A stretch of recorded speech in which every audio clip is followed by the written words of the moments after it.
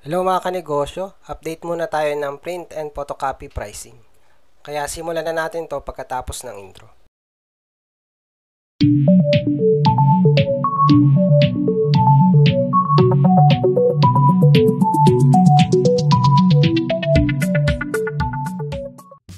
Hello mga kanegosyo, welcome sa akin channel. Ang channel na to ay tungkol sa printing.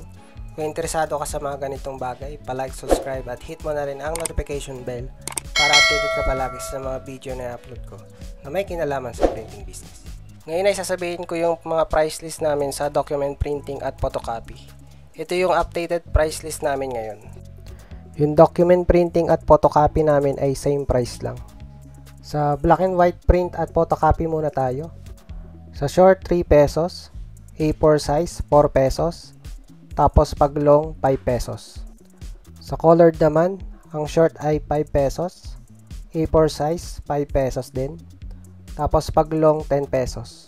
Tapos kapag full colored naman siya o maraming kulay yung pinaprint nila, ang magiging price niya sa short ay 10 pesos, sa A4 ay 10 pesos din, tapos sa long ay 15 pesos. Bali yan yung price list namin sa document printing at photocopy.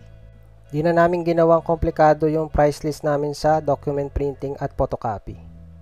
Sama ko na rin pala mga kanegosyo yung sa scan. Ang price namin sa scan ay 10 pesos per scan. At open yung shop namin daily, 7 AM to 8 PM. Sa mga nasa printing, remind ko lang na guide nyo lamang itong mga price list na ito. Kasi depende pa rin yan sa location, sa materials at marami pang iba.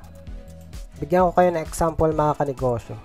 Yung ibang printing shop gumagamit ng dye ink, yung iba pigment. Doon pa lang ibang-iba na yung presyo ng dalawang ink na yun. Yung dye ink kasi mas mura yun kaysa sa pigment. Meron pa yung bond paper. Meron kasing bond paper na makapal at manipis. Yung iba gumagamit ng 70 GSM, tapos yung iba ay 80 GSM. Kaya magkakaiba tayo ng price pagdating sa pagpiprint. Bali hanggang dito na lang mga kanegosyo, palike, subscribe at hit mo na rin ang notification bell para updated ka palagi sa mga video na i-upload ko na may kinalaman sa printing business. Thank you!